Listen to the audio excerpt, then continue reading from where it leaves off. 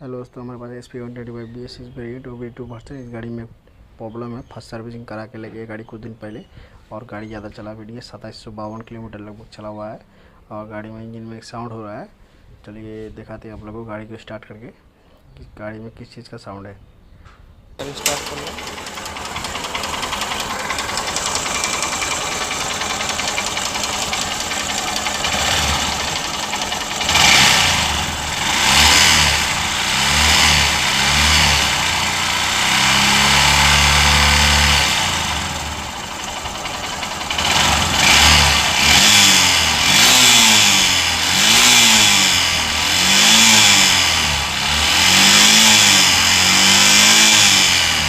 तो फाइनली दोस्तों, आप लोग देख चुके हैं गाड़ी का साउंड।